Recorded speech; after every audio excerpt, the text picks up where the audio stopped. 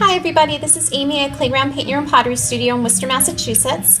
I'm in the process of painting a sample of one of our popular mugs here. This is the latte or beer mug as it's commonly referred to here.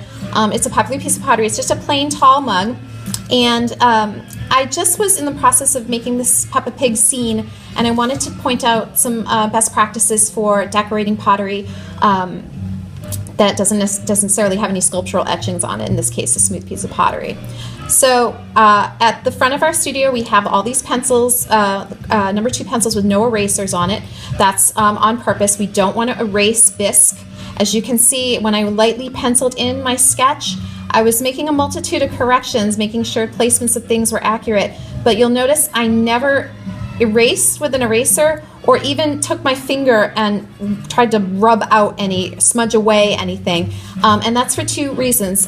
One, graphite or pencils with erasers, if you erase bisque, erase a pencil mark that you make to make a correct one, where you touch the eraser to the bisque, no paint will stick there. Also, if you have any creams or lotions on your hands, or if you just had some finger foods, you want to make sure your hands are squeaky clean too, because if you touch bisque for too long with greasy or oily or dirty hands, where you touch the paint won't stick to it. So I always tell people, make sure your hands are squeaky clean before you touch pottery, and also if you're going to use a pencil, make sure you do not erase the pencil. So here, as you can see, I've made so many corrections that I had to go in with a Sharpie afterward to make sure I knew which one was the correct line. Sharpies are also allowed here. Both pencil and Sharpie come off in the kiln. The kiln gets up to 1900 degrees. Sharpie and pencil will not survive in it. The pottery paint will. So all of it goes away. So as you can see, not only did I started going in and filling in Peppa Pig's face, but I also outlined that black Sharpie. In this case, the outline of Peppa Pig is always in like a darker pink.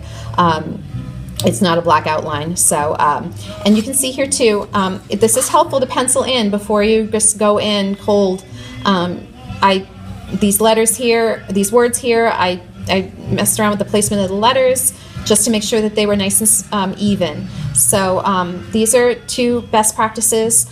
And once you've outlined everything in a Sharpie, you don't necessarily have to use a Sharpie. You can just do the pencil, but I had to do a Sharpie because I had to make sure the lines that I was going to paint within are the right ones. Once you've got your scene all Sharpied in, you can go in and color the scene. This is basically a coloring book setup here too. So I just wanted to make sure you all knew that this is a broken piece of pottery. It arrived this way, and when I got my shipment, so it was unfortunate for me, but I tried to make lemonade out of lemons, and I'm making a sample out of it. Never ever would I aim to break anybody's pottery, and I've been good. I haven't broken anybody's pottery. I only break my pottery. Go figure. So, but in this case, this one arrived shipped improperly, so I'm just going to glue it on in the end. So anyway, I just thought I'd use that as an aside. I didn't want you guys thinking I sold broken pottery. So take care and hope to see you soon. Bye-bye.